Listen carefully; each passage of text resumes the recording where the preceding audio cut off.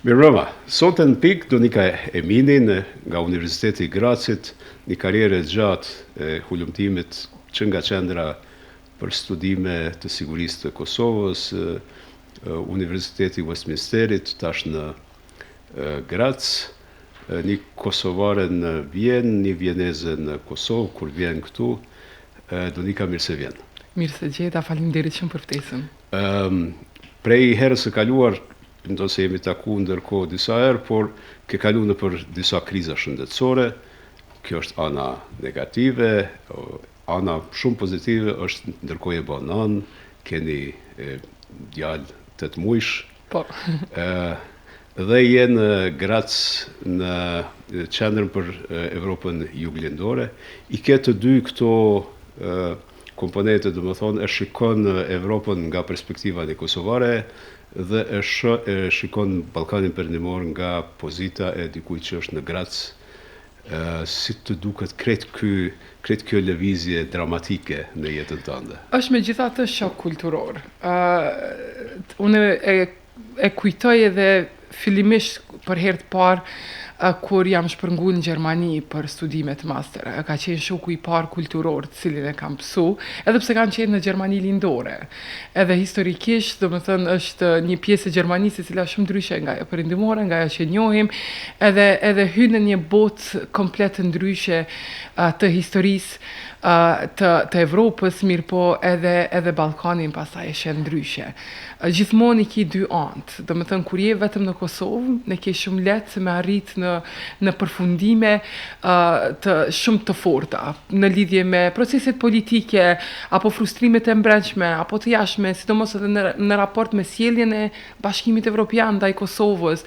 Mirë po, kur je nga jashtë, kur punon edhe jashtë, mandej shet të dy antë e medaljes. Unë kam punu pastaj edhe në Paris, në Institutin e BE-s për studimet sigurisë, është agjencioni i BE-s, i cili aso kohë i ndihmonte zyrës së Mogherinit me hulumtim për Ballkanin Perëndimor, pastaj edhe doktoratura në Britani të Madhe, në Londër, pastaj edhe fellowshipi në Washington vitin e kaluar. Gjitha këtu e krijojnë një përvojë interesante, sepse unë gjithmonë e kujtoj një filozof francez i cili ka u thuar në SBA dhe ka thënë dua ta shoh Europën nga SBA-ja. Kur ka shkuar atje thotë nuk e pash Evropën fare prej atje, sepse është një botë aq e madhe atje, sa që nuk mundesh me gjetë Evropën e le më Kosovën.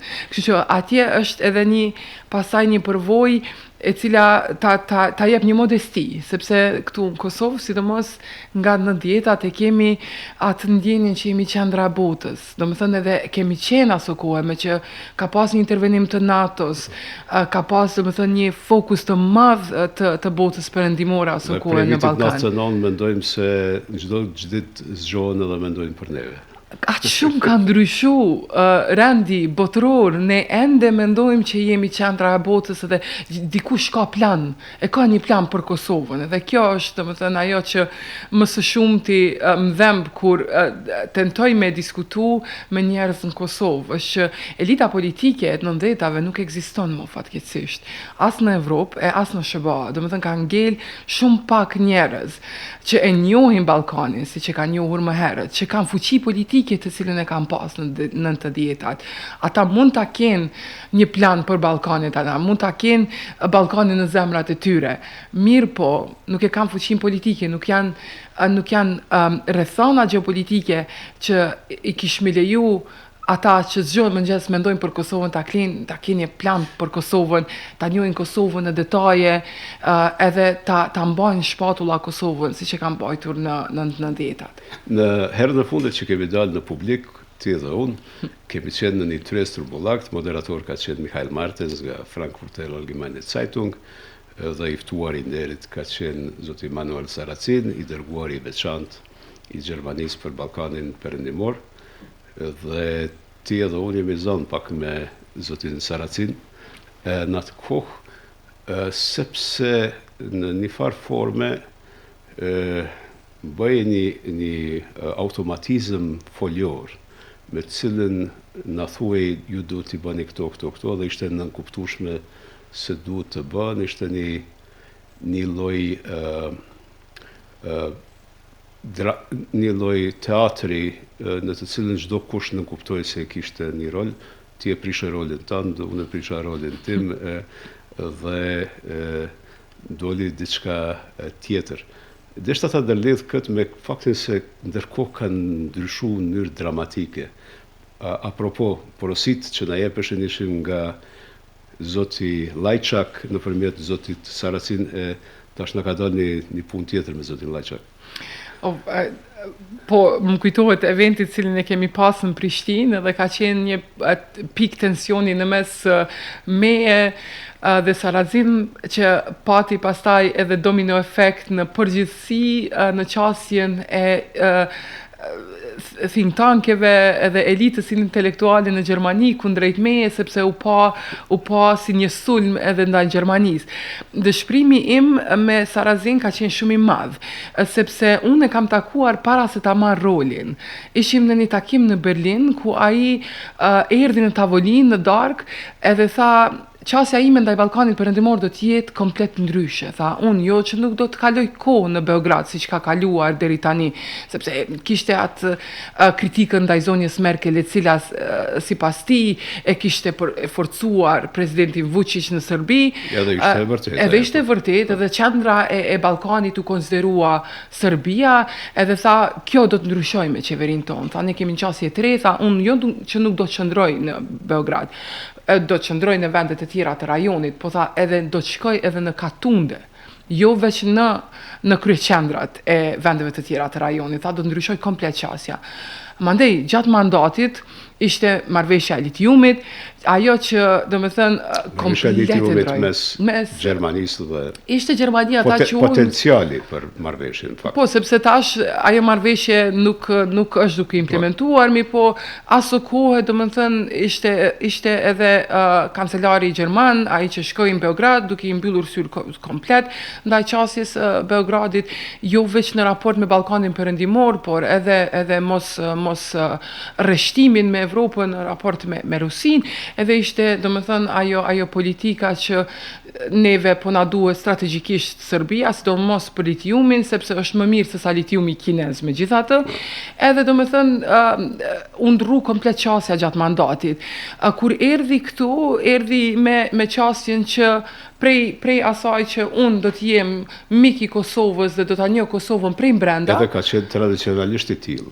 Ka qenë. Se e njohim Saracinin. Absolutisht, edhe mendoj që edhe ai ka pas këtë tension brenda dhe prandaj ishte sjellja e tij në raport me mua dhe juve pak e tensionuar, sepse normalisht që për të ishte e vështirë të mbronte një qëndrim të tillë të Gjermanisë dhe të ishte ai zë që e kushzon Kosovën deri në atë nivel. Domethënë, kritika ime ka qenë ajo që mbetet edhe sot në gjitha vendet e Bashkimit Evropian. Nuk duhet Kosova të shihet vetëm përmes asociacionit, përmes dialogut me Serbinë. Do diskutojmë më tutje këtë çështje. Edhe këtu ishte ai tensioni. Në raport me Gjermaninë, tash jam duke u përcjellur edhe kancelarin Merz, edhe në Munich kishte një ndryshim të qasjes. Për herë parë një Gjerman i cili duhet të jetë i kompozuar dhe jo emocional, tha unë nuk dua të ju humb juve, Ballkani Perëndimor. Kjo është përgjigjja ndaj presidentit të Malit të Zi. Të Malit të Zi. Edhe e pranoi që qasja ndaj Ballkanit Perëndimor ka qenë jo e mirë dhe jo strategjike dhe duhet të ndryshohet. Megjithatë nuk e di se ku qëndrojmë ne në këtë plan, me që ka dinamika të ndryshme në Ballkan Perëndimor. Por të kthehemi te kjo, domethënë është ndryshim konceptual, nuk është vetëm emocional, nuk është vetëm personal. Absolutisht. Ti në fakt ja ke përkushtu doktoraturën tënde këtij koncepti, i cili quhet stabilokraci. A mund ta identifikojmë këtë politikë si pjesë të saj? Po, mundemi. Fatkeqësisht kjo ka qenë qasja e Bashkimit Evropian edhe prej kur? Po kjo si doktrinë ka ekzistuar gjithmonë. Dhe nuk është diçka të cilën Bashkimi Evropian e ka shpikë dhe në fakt ka qenë një kopje shumë e keqe e doktrinës, sepse ajo ka ekzistuar më herët edhe kryesisht ka qenë nga SBA-t në Amerikën Latine dhe ka qenë kjo që ne kemi një partner për dialog brenda, partneri për dialog i shtyn agjendat tona përpara, të cilat janë agjenda më të mëdha se sa mikromenaxhimi i shtetit, shumë shpesh, domethënë janë mbyll syt ndaj problemeve fundamentale në vend, drejta e njeriut, demokracisë. Absolutisht, domethënë edhe nga vendet të cilat kanë qenë sponsorët më të mëdhenj të demokracisë, i kanë mbyllur syt, kur kanë qenë në pikpyetje agjenda të mëdha gjeopolitike dhe këtë agjendë e ka identifikuar shumë mirë presidenti Vučić në Serbi, i cili e ka luajtur kartën e stabilitetit, edhe vazhdimisht domethënë e ka portretizuar Ballkanin si ne themi një shah gjeopolitik, domethënë një ku ka përplasje të fuqive të mëdha, edhe Serbia ka mbajtur një pikë hyrëse për Rusinë, edhe kjo çështja hapur me Kosovën, dhe këtu unë i quaj gjepa të jo stabilitetit, instability pockets, të cilat Serbia i ka instaluar në rajon edhe i ka aktivizuar sa herë që është dashur të luajnë politik me Bashkimin Evropian, me SBA-n, por në anën tjetër me Rusinë dhe Kinën. Kjo ka qenë suksesshme, mirë po, tash duket që i ka ardhur fundi, se tash kemi një lider të ri, një model të ri të liderit, në një botë të re transaksionale.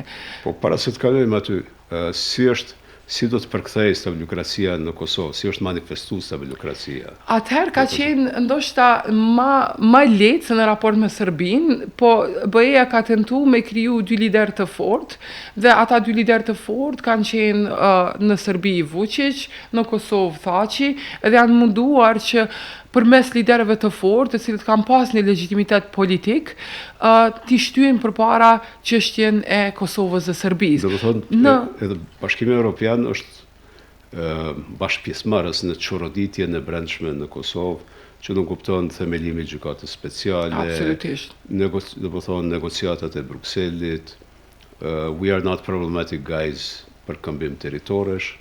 Deri atëherë sa doli situata nga kontrolli, edhe pse edhe atëherë nuk ka qenë komplet dalje nga kontrolli, sepse ka pasur edhe vende të Bashkimit Evropian të cilat kanë qenë okay me çfarë do propozimi që vjen nga rajoni.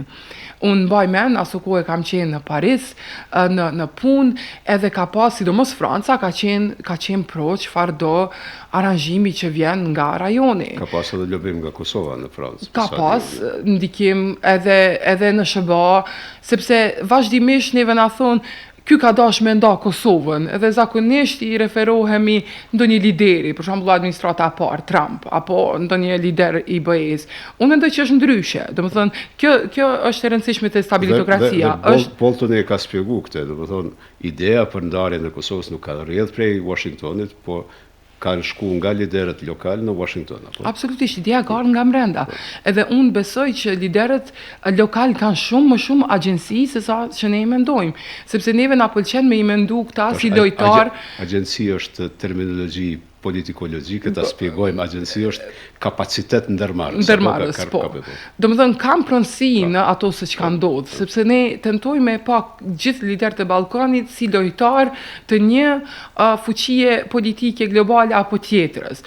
Këta lider kanë agjendat e tyre. Këta tentojnë edhe i ftojnë, domethënë si në rastin e Vučić, këto fuqitë e mëdha për të luajtur lojën e tyre, mirë po kanë agjendat e tyre të brendshme. Edhe kjo ka qenë edhe evidente në Kosovë, kur e sheh që është një proces më i madh, procesi i dialogut në mes të Kosovës dhe Serbisë. Kosova relevancën e vetme ka pas në BE përmes atij procesi. Prandaj edhe e luan lojën që transaksionalizmi ndodh në kuadër të atij procesi. Si është e mundur që Gjykata Ndërkombëtare e Drejtësisë jep mendimin e vet në vitin 2010 mbi pavarësinë e Kosovës, dhe Kosova heq dorë nga mendimi i Gjykatës Ndërkombëtare të Drejtësisë, sepse në vitin 2011 thotë jo, ndoshta nuk është krejtësisht e pavarur Kosova.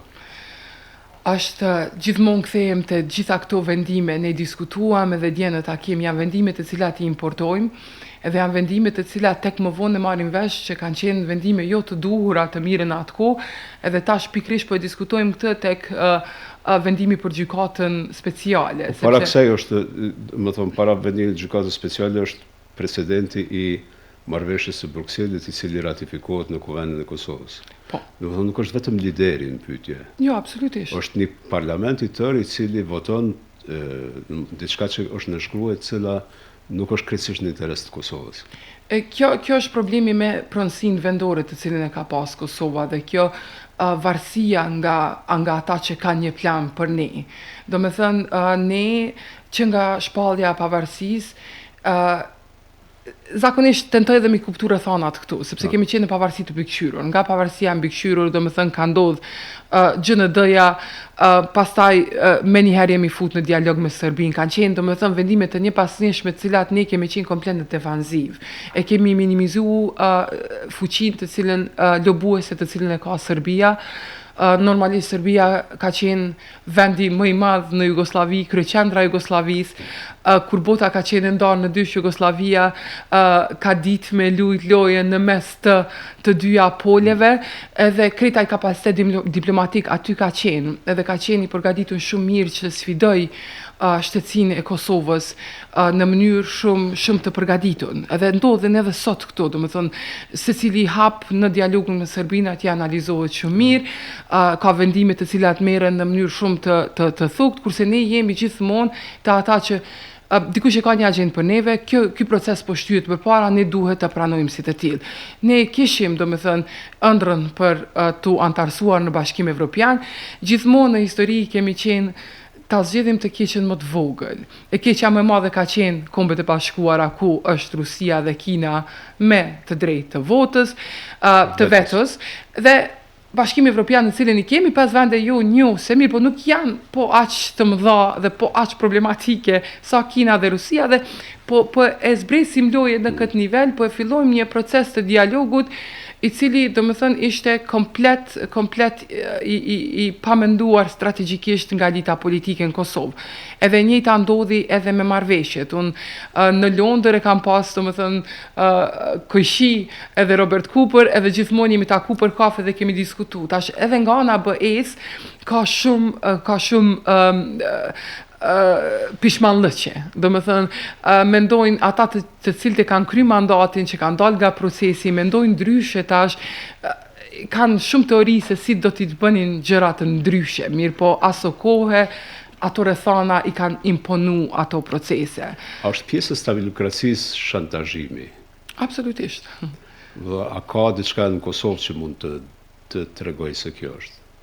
Në Kosovë, për momentin, në Kosovë gjithmonë është luajtur me veriun, edhe kjo ka qenë, do me thënë, është një hapësirë e vakumit të sundimit të ligjit, edhe gjithmonë sa herë është dasht edhe të ripozicionohet Kosova në raport me dialogun, është luajtur me veriun.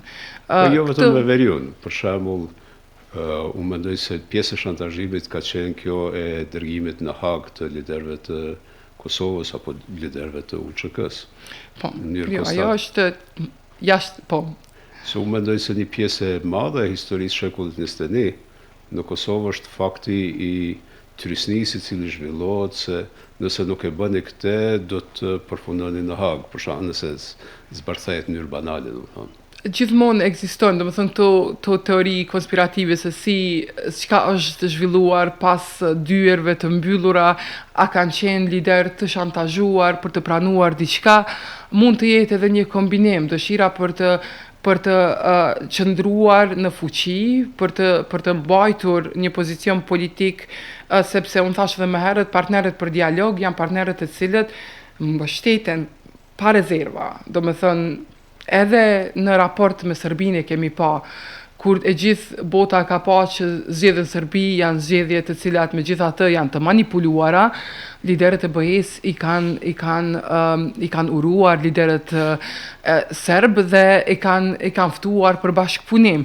Domethënë e para është sa relevant, sa do të jesh relevant në elitën politike të vendit. Sot ende ka lider nga opozita të cilët e shesin kartën e ne jemi më bashkëpunues.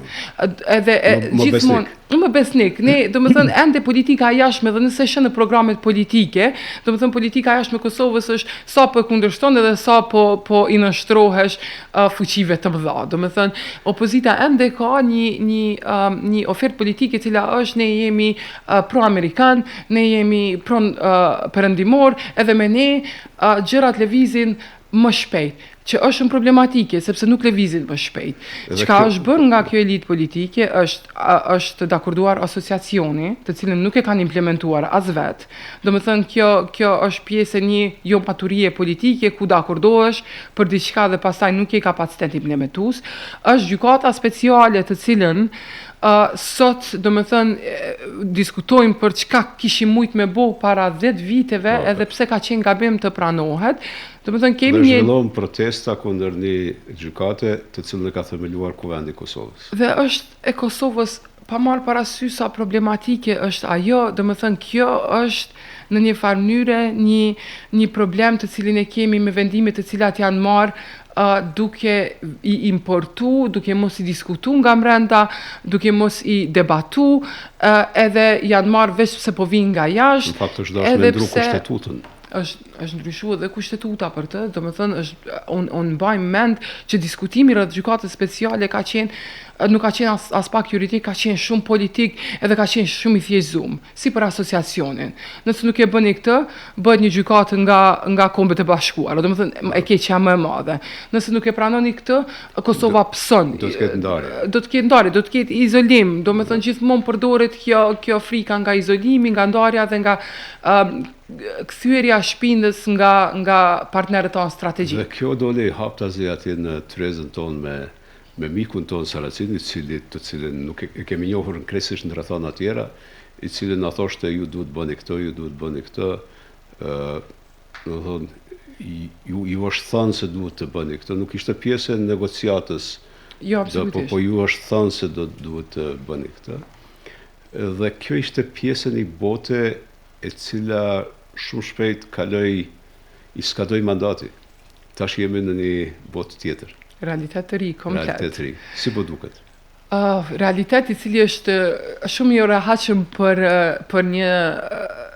për një sistem në të cilin sa ja morëm dorën. Ka qenë një sistem multilateral i bazuar në rregulla, ku kanë ekzistuar mekanizma ndërkombëtar të cilat kanë përcaktuar se sillen shtetet në arenën ndërkombëtare. Normalisht shtetet si Shtetet e Bashkuara të Amerikës nuk është se gjithmonë ja përmbajtur këtij rendi të cilin vetë kanë sponsoruar. Ndërhyrja në Kosovë ka qenë ajo ndërhyrja e cila është bërë edhe pa miratimin e Këshillit të Sigurimit, kështu që ka pas precedent në një rezolutë. Absolutisht, dhe ka qenë doktrina e responsibility to protect, domethënë përgjegjësia për të mbrojtur, ka pasur baza të tjera, mirë po gjithmonë kemi pasur një rend i cili në vija të trasha ka përcaktuar se si vendet sjellen, edhe Evropa ende është në këtë rend, përderisa bota ka lëvizur diçka tjetër. Ne jemi pjesë e asaj. Ne jemi pjesë e asaj sepse ne jemi një rend edhe më të fort të multilateralizmit, sepse Evropa i kupton problemet të cilat për momentin i kemi, sepse ky rend botror është duke u shuar dhe po shuhet për faktin që për herë të parë kemi SBA-n e cila në mënyrë direkte po e sfidon këtë rend. Nuk e kemi Kinën apo Rusinë, të cilët kanë qenë vazhdimisht ato vende të cilat i ke pasi si sfiduesit e atij rendi, po tash e kemi edhe një zbehje të administratës Trump në përdorimin e këtij rendi botror për politikën e jashtme të SBA-s. Kemi komplet një rend të ri i cili ende është i panjohur. Se duhet thënë, domethënë dokumentet të cilat i ka prodhu Senati, Kongresi Amerikan dhe administrata amerikane për vitin 2026, në fakt administrata amerikane përgjatë në Kongresin Amerikan me ligjin për autorizim të shpenzimeve ushtarake për pothuajse tërë mandatin e kësaj qeverie. Ballkani Perëndimor dhe Kosova janë pjesë të pandryshueshme të politikës amerikane të sigurisë. Pra kjo është një zonë e interesit të sigurisë e Shteteve të Bashkuara të Amerikës dhe NATO-s. Po, kjo është një lajm i mirë, megjithatë ende nuk dihet se çfarë implementimi do të ketë dhe sa do ta merr parasysh shtëpia e bardhë.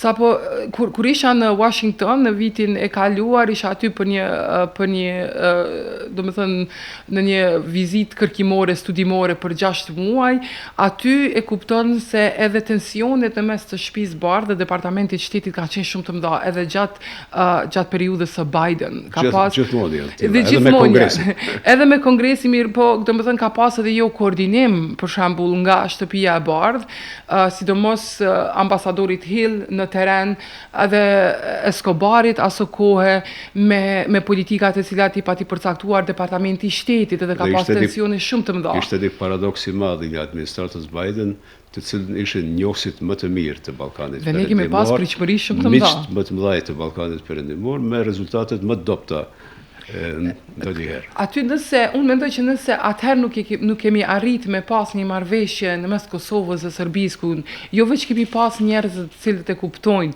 Ballkanin dhe ka qenë këtu aktiv në 90-tat, mirë po ka pas edhe një komplet një rreshtim të BE-s dhe SBA-s dhe kanë qenë në një anë, domethënë nuk ka pas kur koordinim më të madh së paku në publik, sepse është parë që Escobar dhe Llaçak kanë qenë gjithmonë afër njëri tjetrit, edhe duke organizuar dhe vizita në rajon, mirë po dhe takime së bashku me njëri tjetrin. Jo shumë produktive dhe pozitive.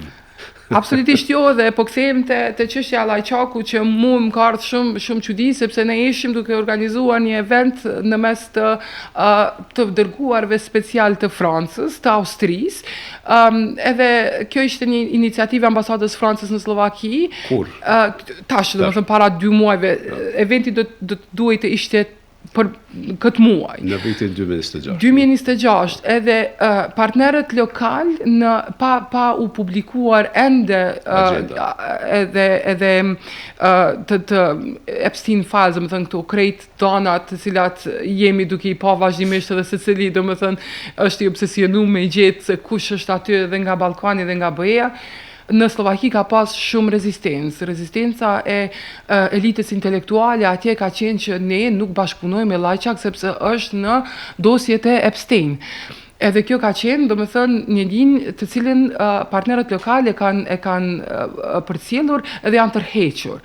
Kur doli, domethënë, edhe për së dyti, domethënë, edhe më shumë dosje ku pati përfshirje më të madhe të Llaçak, ku detyrua dhe për dorëheqje, atëherë edhe eventi u desh të riorganizohet.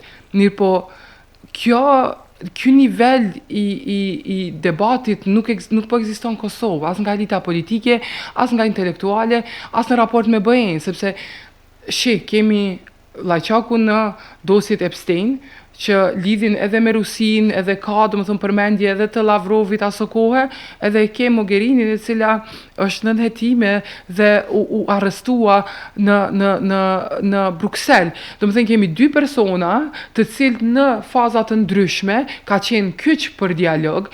Në kohën e Llaçakut ne kemi pas penalizim shumë të madh në raport me Kosovën, domethënë prej BE-s, jemi vendosur në masa ndëshkuese, të cilat kanë qenë komplet të padrejta. Jemi sulmuar nga Serbia në Banjsk dhe jemi izoluar nga BE-ja me... Jemi ndëshku për një sulm të cilin nuk e kemi organizuar, nuk ka përgjegjësi dhe llogaridhënie nga Serbia, dhe në anën tjetër, domethënë, Kosova aplikoi për statusin e vendit kandidat, nuk ka pas asgjë, domethënë nuk është hyrë ky proces përpara, që është hyrë në raport me Serbinë në kuadër të dialogut, edhe gjatë gjithë kësaj kohe, domethënë, kemi pas penalizim aq të madh Kosovës sa që duhet të kërkohet ose hapje e hetimeve, ose domethënë të vijë në pikpyetje vendimet të cilat janë marrë gjatë kohës sa ka qenë Llaçak aty, sepse dihesh mirë që plani franko-gjerman ka qenë një plan i cili është draftuar në zyrat e BE-s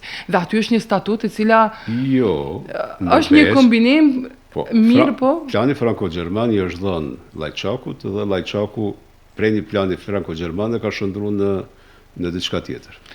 Absolutisht. Prandaj, nëse, do më thënë, Kosova tash po mbahet për atë draft statut, ai draft statut është kërkuar të dërgohet edhe në gjykatën kushtetuese, por atë draft statut Kosova edhe në mënyrë shumë misterioze është kushzu edhe për antarësim në Këshillin e Evropës, se ne kemi pas atë fërkimin me Sarazinin pikërisht për këtë, sepse ishte ajo pabesia që ndodhi në moment të fundit ku Kosova u kushzua në Këshillin e Evropës me draft statutin e asociacionit që ishte në një proces komplet tjetër, ishte shumë problematike. Në Kosovë duhet të ketë më shumë reagime, sepse me gjitha të është munges e besimit në raport jo veç me Serbinë, sepse ajo gjithmonë ka qenë aty, po me raport edhe me qasjen e BE-s, nuk mund BE-a të thot tash i kemi Kallas dhe Sorensen, është një dyshe e re, edhe të pretendojnë që nuk ka pas as pak ndikim në një proces aq delikat si që është dialogu në mes të Kosovës dhe Serbisë. Po, në fakt, kjo periudhë tash ka kalu, do të thonë, dhe kam shumë dyshim se mund të kthehemi mrapa të themi shikoni sa ka ndiku Jeffrey Epstein në dialogun Kosovë-Serbi. Por atë çka mund të bëjmë është të themi shikoni se çka ka ndodhur në vitet e kaluara dhe shikoni pse nuk ka ndodhur ndonjë rezultat pozitiv dhe filloni të pyeteni pse keni pas një politikë asimetrike mes Kosovës dhe Serbisë. Pse gjithmonë Beogradi duhet të miklohet në këtë proces. Edhe kjo është e kërkesa ime e vazhdueshme, që të ndryshohet qasja. Edhe kjo pritshmëri ka qenë ndaj Kallas dhe Sorensen, e cila mund të themi që është mjaft zhgënjyese, sepse kemi pritë që të ketë një pronësime të madhe në proces. Kallas po duket shumë larg në horizont në procesin në mes Kosovës dhe Serbisë. Kemi pritë që ajo një më mirë rrethana gjeopolitike, sidomos në raport me Rusinë, sepse ajo ka qenë shumë këmbgulse në raport me masat, ndëshkuese ndaj Rusisë, sanksionet, edhe pritshmëria ka qenë që do ta merr procesin më shumë në kontroll, sepse unë mendoj që BE-ja kot mundohet që të ketë ulse në tavolinën e Ukrainës nëse nuk e merr drejtimin siç duhet të dialogut në mes Kosovës dhe Serbisë. Është një proces shumë i vogël në raport në krahasim me Ukrainën, mirë po do duhet të ketë vëmendje më të madhe dhe kapital më të madh politik të investuar në proces. Nuk është gabim të vendoset, të vazhdohet me një strategji të gabuar. Strategjia inkrementaliste, ku vazhdojmë e diskutojmë nivelin teknik, edhe pastaj kur del koha për me diskutu nivelin politik dhe kur përcaktohen, do me thënë rrethanat në teren, mund të vazhdojmë me nivelin politik. E dyta është të ndryshohet qasja në raport me Kosovën, se Marta Kos nuk ka qenë asnjëherë në Kosovë. Marta Kos është marrë gati se me gjitha vendet e rajonit, përveç Kosovës. Do me thënë, është shumë prezente në Shqipëri dhe Malzi, me të drejtë, sepse ajo po don me shty procesin e zgjerimit, kanë caktuar afate kohore për antarësim të dyja vendeve. Posaçërisht Malzi. Posaçërisht Malzi, më pak Shqipërisë, me Edi Rama më shi që e ka, do me thënë, edhe një raport personal, ku takimet ndodhin, ka prezencë Marta Kos aty, ka pas prezencë edhe në Maqedoni, sepse u tentua që në Maqedoni Veriore të organizohen disa takime, që të rikthehet ajo prezenca e BE-s aty, sepse pas zhgënjimit në vitin 2017-18, kur Maqedonia ndroi edhe emrin për të filluar një proces të negociatave për antarësim, u la poshtë nga BE-ja, ka pas edhe prezencë në Bosnje, në Serbi ka qenë kritike, po ka qenë aty, po në Kosovë duket që nuk ekziston Kosova për BE-n. Duket se nuk ka një relevancë të madhe vjen ajo. Nuk ka, mirë po... Paradigma themelore e ndryshimit është Ukraina. Sepse lufta në Ukrainë e shndroi Ballkanin Perëndimor, e vuri Ballkanin Perëndimor në një vit tjetër të interesit gjeopolitik, andaj edhe u bën gjithë këto përpjekje me Malin e Zi dhe me Shqipërinë, por ky është një reflem i papërfunduar për dy arsye. E para, nuk dim kur bëhet armëpushimi dhe nëse bëhet armëpushimi, atëherë fillon një proces i shpejt i antarësimit të Ukrainës në Bashkimin Evropian, i premtuar në planin 20 pikësh për armëpushim, dhe kjo e vë në sprov Bashkimin Evropian, për cilën ti je kritike, posa që është Francën, por i vën sprov edhe politikën e Bashkimit Evropian ndaj Ballkanit Perëndimor, sepse nuk mund të krijosh sa do të avancuar atjet Mali i Zi e tjerë, edhe të lihet Kosova pa status kandidati, pa hapje të negociatave, apo të mbaret Kosova prej disponimit që ekziston në Beograd, i cili është kundër Bashkimit Evropian. Dhe kjo është domethënë penalizimi më i madh, domethënë fakti që ka zëra shumë kritik tash nga BE-ja kundrejt Serbisë, nga një frontrunner të cilin e quajmë në vend që ka më shumë këtij perspektivë për antarësim, ta Serbia domethënë është krahasuar edhe me vende të cilat kanë probleme fundamentale me sundimin e ligjit, edhe nëse është më afër Gjeorgjisë se sa Malit Zi. Absolutisht, dhe kjo do të thënë e vën në pikpyetje komplet qasjen e BE-s, nëse ardhmja e Kosovës në BE kalon nga Serbia, do të thënë është kanalizuar në një proces i cili megjithatë varet nga disponimi politik në Serbi, atëherë ku mbetemi ne? Do të thënë kjo është kritika më e madhe të cilën kam edhe ndaj vendeve anëtare. Kosova duhet të shihet si partner bilateral. Kosovës duhet të jepet statusi vendit kandidat. Ta imagjinoj për një moment skenarin që me 1 mars në nënshkruhet armëpushimi Ukrainë-Rusi, një skenar i këtillë.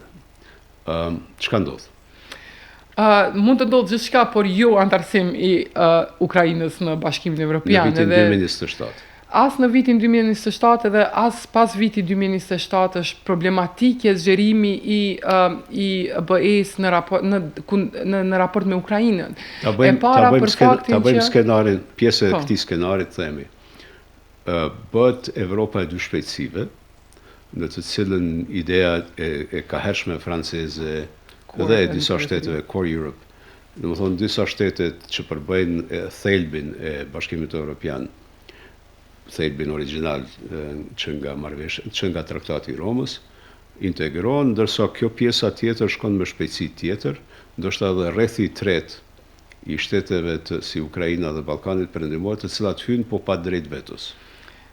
Kjo është një debat i cili po ekziston. Domethënë e para është domethënë integrimi gradual dhe pastaj domethënë antarësimi pa të drejtë vetos. Kjo është shumë problematike, domethënë sepse është Brukseli lëviz në mënyrë shumë të ngadalshme dhe nuk mund të adaptohet në realitetet e cilat po don me i kriju. Brukseli ka pas aq shumë problem edhe me ndryshu qasjen e zgjerimit në raport me vendet e Ballkanit në krahasim me ato të Evropës qendrore. Domethënë ka kalu shumë kohë derisa është specifikuar, sofistikuar, edhe domethënë kapitujt dhe kushtëzimet për antarësim në BE prej asaj që kemi pa në vendet e Evropës qendrore në raport me ato të Ballkanit. Në Evropën 5 vjet për me kalu në cluster. Unë kam qenë në Paris në 2017 ku për herë të parë Franca për shkak që bllokoi Maqedoninë e Veriut, tha hajde po ndrojmë metodologjinë. Tash nuk kjo veç adaptimi në metodologjinë e re ende është problematik. Pastaj doli diçka tjetër që erdhi prej rajonit sepse u çu mesazhe që nuk mund të ketë zgjerim të cilën klasik të cilin e kemi pa deri në rastin e Kroacisë. Tash po flasim për një zgjerim gradual ku në mënyrë sektoriale bashkimi vendet tona do të bëhen pjesë të Unionit edhe normal pa të drejtë veto, kjo normalisht për të mos krijuar probleme, sidomos me njëri tjetrin, me që vendet rajonit të tona, si rajoni lindor, por edhe ne kemi probleme fundamentale me njëri tjetrin. Dhe domethënë kjo ka qenë, po edhe normalisht që mos krijohen orban të tjerë brenda Unionit. Për mu është shumë problematike për faktin që nëse nënshkruhet potencialisht, hipotetikisht, një marrëveshje anëpushimi në mes të Ukrainës dhe Rusisë, ajo marrëveshje ka pika, së paku, ajo të cilën e kemi pa, ka pika të ndryshme të cilat krijojnë tepër probleme për Bashkimin Evropian. Aty, domethënë, ka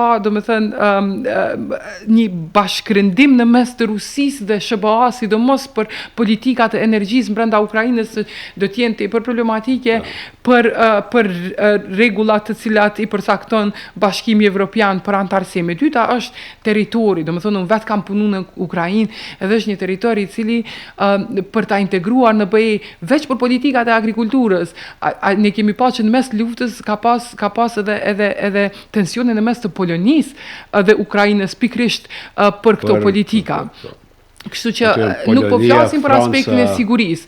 Unë jam shumë e surprizuar që brenda Bashkimit Evropian edhe nuk ka strategji për detin e zi.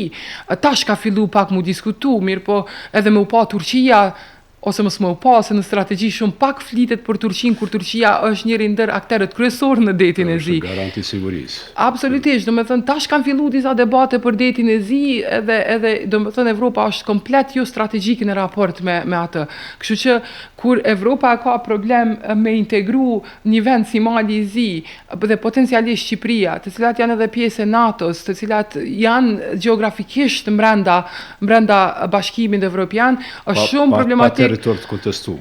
Pa territor nuk kanë probleme bilaterale, dhe pse kjo me Greqinë, me Shqipërinë del nganjëherë në sipërfaqe, por nuk duket të jetë aq i thellë sa ta bllokoj të ardhmen e vendit. E në anën tjetër, domethënë kjo për këtë po flasim veç për faktin që Evropa ka qenë kaq e dëshpëruar, saqë e vetmja politikë ka qenë kemi NATO-n dhe ndërhyrjen ushtarake potencialisht, sepse edhe BE-ja ka filluar në Bruksel të flitet sikur në NATO. Në qarqet e Brukselit tash nuk flitet për administratë publike, flitet për ushtri, flitet për mbrojtje, flitet për buxhete për mbrojtje.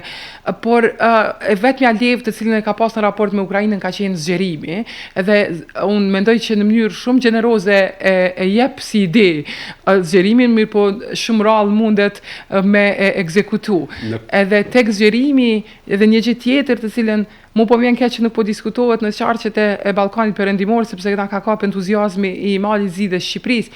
Mirë po janë vendet anëtare ato të cilat e ratifikojnë traktatin e hyrjes së vendit në BE.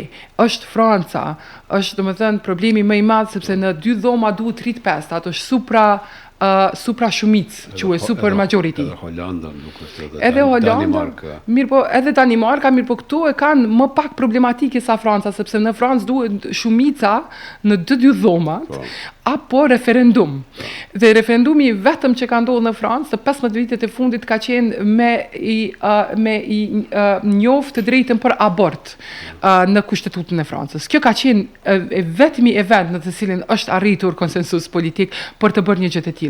Domethënë duhet ose t'i bindim dy dhomat e parlamentit francez, një shumicë e cilën as presidenti Macron në fakt nuk e ka hiç, ose referendumin, ose gjithë publikun francez që Mali i Zi dhe Shqipëria do duhet të jenë pjesë e BE-s. E pastaj po flasim për një parlament problematik në Holland, pastaj Danimarka, Irlanda mund të jetë edhe njëra nga problemet bilaterale të cilat para se të mbërrim aty, se ajo është pjesa finale e kësaj. Po ta pyeste qeveria e Kosovës Donika Eminin për 3 këshilla gratis. Çka të bëj me Bashkimin Evropian sot, çka do të ishin? E para është plani i rritjes është ratifikuar. Edhe mendoj që është shumë lajm i mirë. Kjo i hap përveç, domethënë, aspektit financiar, mendoj që Kosova ka pas një program shumë ambicioz dhe shumë të mirë. Domethënë, edhe në Bruksel është ndër më të mirë. Po, është thënë që agenda të cilën e ka dërguar Kosova ka qenë njëra ndër më të sofistikuara dhe domethënë këto duhet dhënë merit një ekipi brenda qeverisë që ka punu në atë aspekt. Tash e bën edhe të mundur një bashkëpunim bilateral në mes të Brukselit dhe të Kosovës dhe Prishtinës. Dhe këtë duhet ta marrë me seriozitet Kosova, sepse ka pas mungesë komunikimi dhe bashkëpunimi për shkak të masave, për shkak të tensioneve në mes Kosovës dhe Serbisë dhe normalisht edhe për shkak të faktit që nuk kemi pas një qeveri legjitime, kemi pas një qeveri kujdestare, e cila nuk ka mund të shtyjë agjendat përpara edhe për faktin që plani i rritjes nuk ishte i ratifikuar. E para është angazhimi me Brukselin. Në Bruksel janë njerëz, domethënë duhet i kuptojmë që marrëdhëniet ndërpersonale janë shumë të rëndësishme.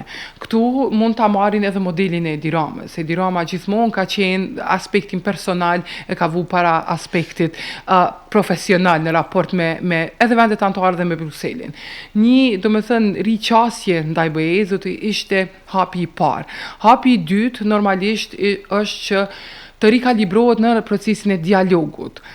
Normalisht unë nuk besoj që ka rrethana të mira politike për të rikthyer dialogut të nivelit lartë, për shkak të rrethanave edhe në Serbi. Sa do ketë zgjedhje, Vučić nuk mund të jetë më president sepse i ka përdorur gjitha mandatet të cilat i lejohen, mund të ketë ndryshime politike, si vjet është. Mirë po, është në tension, edhe jo vetëm për shkak protestave, mirë po edhe për shkak të sanksioneve nga SBA, për shkak që që i Rusisë është sanksionuar dhe ato tash po blihen si asete potencialisht nga moli i Hungarisë, që po luhet një lojë geopolitike megjithatë e ashpër, po Kosova duhet të angazhohet në aspektin bilateral me BE-n për dialogun, jo të implementojë asociacionin, të filloj debatin për implementimin e asociacionit brenda. Dhe unë mendoj që ky debat mund të merr kohë shumë. Në fakt janë dy ligje në Kosovë mbi veçeverisin lokal dhe pushtetin lokal, të cilat e kanë të integruar pjesën e debatit në të. Dhe duhet të ketë, dhe jo vetëm me serbët, dhe jo vetëm me serbët e veriut, sepse domethënë obsesionimi vetëm me një segment shoqëror është i gabueshëm, duhet të ketë edhe me serbë në jug, duhet të ketë edhe me ne. Një debat të hapur të mirëfillt. Në këtë mënyrë do të ketë kohë Kosova të kalibrohet. Domethënë debat të brendshëm në vend të negociatave në Bruksel. Dhe pastaj, kur ka rrethana politike për negociata në Bruksel, Kosova do duhet të angazhohet me vende anëtare. Jo me Brukselin, përveç Brukselit, Kallas edhe Sorensen, unë mendoj që janë edhe push paper, ne themi që e ofrojnë pjesën teknike. Mirë po, Gjermania, rikthimi i Gjermanisë në Ballkan do duhet të shfrytëzohet më mirë nga Kosova. Është potencialisht edhe Franca, sepse është një vend problematik, mirë po në Francë ka edhe dinamika të mreçme politike që megjithatë mund të mos ja lejojnë. Italia është vend cilin Kosova nuk është angazhuar shumë mirë, po ka, domethënë edhe për shkak të pozicionimit të Italisë në marrëdhënie transatlantike, sepse Kosova nuk mundet të humbas, nuk ka llogari të humbas aleat strategjik, është Mbretëria e Bashkuar. Edhe pse është jashtë BE-s, si palë e tretë në aspektin e sigurisë, e ka rifilluar bashkëpunimin me Bashkimin Evropian, me vendet e Bashkimit Evropian, dhe normalisht angazhimi me këto vende do të ishte partnerëve kryesorë të sigurisë në Kosovë. Edhe me të drejtë, kështu që janë këto vende të cilat Kosova do duhet të investojë. Tash ju s'ka dona fati ambasadorëve, nuk duhet me i lënë, domethënë, pozitat vakante, duhet menjëherë të ketë intervenim në aspektin diplomatik. Kosova do duhet të mësohet se si të sillet në rend të ri botror, transaksionalizmi, sepse në Kosovë ne kemi një thikë dhe ndahemi gjithmonë, jo se edhe kemi atë kompleksin që si vend i vogël kanjëherë dalim edhe me deklarata shumë të hershme pa i mendu mirë, mund të luhet një lojë ku i mban marrëdhënie diplomatike shumë mirë me të gjitha vendet të cilat kanë rëndësi strategjike për Kosovën. E gjithmonë kemi qenë në anën e kundërt të Rusisë dhe të Kinës, mirë po aleatët perëndimor për ne, domethënë, duhet të mbahen pavarësisht rrethanave, sepse janë rrethana të reja gjeopolitike ku multilateralizmi, vlerat të cilat i kemi diskutuar para 10 viteve nuk ekzistojnë. Kështu që më pak ligjërata për atë rend botror e më shumë aktivitet politik pragmatik që do ta mundsonte navigimin e Kosovës në mënyrë të suksesshme në politikën ndërkombëtare, dhe normalisht domethënë të ketë të më pak drejtim të gishtave në partner apo akter jashtë Kosovës. Ka për disa gjëra të cilat me të drejtë mund ta hedhin fajin jashtë Kosovës, po ka gjëra të cilat mund t'i bëjmë pa problem brenda në Kosovë. Është shumë ambicioze, po Tajvani e ka problem Kinën. Dhe navigon gjithsesi një politikë të mbrëmshme shumë të suksesshme, ka krijuar një demokraci të konsoliduar, pa marrë parasysh që pengohet në mënyrë të hatashme dhe nuk lejohet as të lëviz në aspektin ndërkombëtar nga Kina. Ne mund të marrim shembuj nga vende të tilla, sepse në një vend kur krejt multilateralizmi është duke u shembur, këto rregulla të cilat e kanë kufizuar Kosovën nuk ekzistojnë më, pse të mos bëhemi kreativ dhe të navigojmë një politikë të jashtme më aktive. Kur të prodhojmë 90% të çipave botëror. Absolutisht. Përveç asaj është edhe mënyra se si funksionon vendi brenda. Unë kam qenë atje, është normalisht edhe partneriteti me SBA, janë normalisht edhe këto pozicionimi strategjik në një botë e cila është në krizë të materialeve, rare critical materials, kritike të ralla, të cilat Kina, sidomos pas politikave të taksave të SBA-s, ka fillu edhe me ndal eksportin e tyne, është shumë problematike, mirë po unë thash jo aq ambicioze, mirë po ka gjëra të cilat mund t'i rregullojmë nga brenda në mënyrë që të krijojmë një shtet megjithatë që është funksional dhe i cili megjithatë ka progres në sundimin e ligjit dhe rendin demokratik. Për shembull, Serbia nuk ka ndërhyr për na lënë pa qeveri një vit e gjysmë. Do me thënë, këto janë dinamikat e mbrëmshme politike, të cilat ne duhet i kalojmë për një agjendë nacionale e cila ka rëndësi më shumë se sa dinamikat e partive politike brenda Kosovës. Dodika, po i afrohemi pjesës ku tradicionalisht ti e merr tash rolin për të shtruar pyetje. Unë pikrisht e kisha bë gati një pyetje të tillë. Kisha shumë pyetje në mendje, sepse domethënë keni një përvojë dhe memorie institucionale të cilën nuk e ka gati se asnjë person tjetër në Kosovë, ke qenë pjesë e proceseve shumë të rëndësishme dhe mund ta shohësh dallimin në rrethana ndërkombëtare, mirë po edhe në pozicionimin e Kosovës nga Rambujeja sot.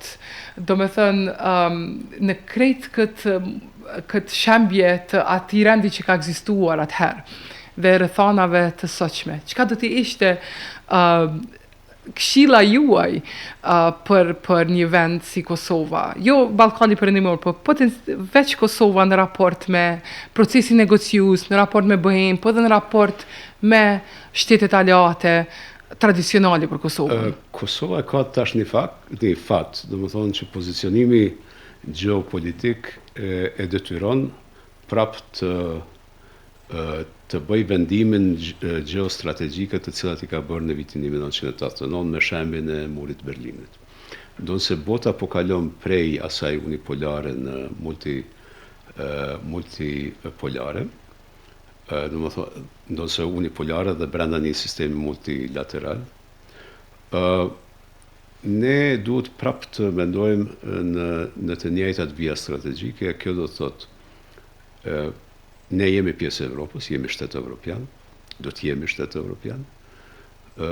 Duhet të jemi pjesë e një sistemi kolektiv të mbrojtjes, kjo është NATO-ja. Duhet të aspirojmë në çfarëdo modaliteti të rirregullimit të hapësirës unike të sigurisë dhe të bashkëpunimit dhe të tregut evropian. Çfarëdo forme që do të merr Bashkimi Evropian, ne duhet jemi pjesë e asaj. Por elementi i tretë i cili neve na karakterizon për dallim prej shteteve tjera, ose ne duhet jemi po ashtu pjesë aktive kontribuese për zgjidhjen e hapësirës së Ballkanit Perëndimor si hapësirë unike e sigurisë. E kjo neve na paraqet një sfidë të veçantë, sepse kemi të bëjmë me një konflikt të papërfunduar me Serbinë. Ky konflikt duhet të përfundojë në atë mënyrë që Kosova, Serbia, të gjithë fëmijët tonë duhet të jenë pjesë të një hapësire të sigurisë edhe të shteteve të cilat nuk duan të jenë anëtare të NATO-s. Kosova do të jetë e gatshme ushtarakisht të jetë në NATO në vitin 2028, sipas standardeve të NATO-s. Politikisht besoj po ashtu. Kjo është një sfidë tash e hapësirës së sigurisë evropiane.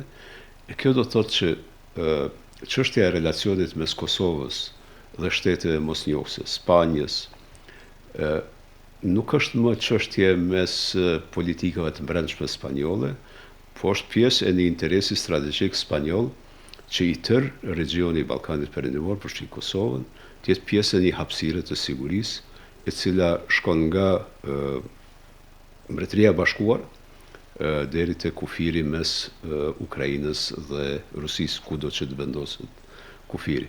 Pjesë e kësaj strategji, pjesë e këtij ekuacioni, pjesë e kësaj hapësire të sigurisë, natyrisht s'do mendesht Turqia, domethënë kjo hapësirë e sigurisë bëhet nga Mbretëria e Bashkuar, Turqia, deri te kufiri mes Ukrainës dhe Rusisë. Kjo nuk kupton natyrisht politikat e reja të sigurisë. Unë do të mendoj se politikat e sigurisë të Kosovës janë të determinuara që të shkojnë. Thonë ne në vitin 2035 do të kishim 5% të GDP-s të dedikuar për mbrojtje. Kapaciteti i Kosovës do të jetë i gatshëm deri atëherë, nuk shon ndonjë problem në këtë drejtim. Disponimi i popullit të Kosovës është në gjitha matjet në nivel evropian, është pro NATO, është pro Bashkim Evropian, si asnjë vend tjetër. Kështu që tash ne duhet të jemi proaktiv në hartimin e politikave të reja të sigurisë dhe të bashkëpunimit në regionin tonë. Dhe kjo pikërisht bjen në debatin të cilin është ringjallur së fundmi është, domethënë edhe këtë Edi Rama sidomos po e shtyen edhe me domethënë samiti i NATO-s do të mbahet në Tiranë, është planifikuar të mbahet aty, e kishte edhe EPC, domethënë vitin e kaluar ishte komuniteti evropian, takimi i komunitetit evropian i cili politik evropian që u mbajt në Tiranë, dhe domethënë krejt ribrendimi i Ballkanit po bëhet kjo, domethënë si të bëhemi nga konsumues të sigurisë, të shndrohemi në ofrim të sigurisë, si kapacitetet tona në ndërkohë prej 90-tave kanë ndryshuar shumë, saqë tash mund të komplementojmë arkitekturën e sigurisë Evropës, qoftë në infrastrukturë, në kapacitete, në ndarje të përvojave, dhe ky debat në Kosovë nuk ka ndodhur shumë, mirë po ka një trajektore të mirë, pati shumë frikë në raport me buxhetin për mbrojtjen, domethënë kisha pyetje nga gazetarë ndërkombëtar që a duhet të alarmohemi, dhe domethënë nuk duhet me u alarmu, sepse militarizimi, a do të doja të ishte një rend i tillë ku do të flisnim për militarizim, domethënë kjo është tjetër pyetje. Mirë po në një trend të tillë ku ke domethënë shtymje të mëdha nga SBA për vendet e Evropës, pjesë të NATO-s që të rrisin buxhetin e tyre për mbrojtje prej 2 deri në 5, veç Spanja deri tash nuk e ka rezistuar këtë politikë dhe këtë presion. Kemi militarizim të vendeve të rajonit, Kosova me gjitha të, domethënë veç po i përgjigjet i trendi, e para dhe e dyta, po i përgjigjet një plani për transformim të FSK-s në forcat armatosura. Ka qenë një plan i cili gradualisht e ka para pa një trajektore të rritur të kapaciteteve, por edhe të shpenzimeve. Kosova ka bashkëpunim shumë të mirë me vendet të cilat ne i konsiderojmë perëndimore, vendet të cilat janë pjesë të NATO-s, domethënë nuk ka një qasje si të Serbisë, e cila është pak më fleksibile në aleancat ushtarake, dhe kjo duhet të shihet në aspektin pozitiv, dhe duhet Kosova ta ribrendoj veten edhe në këtë aspekt.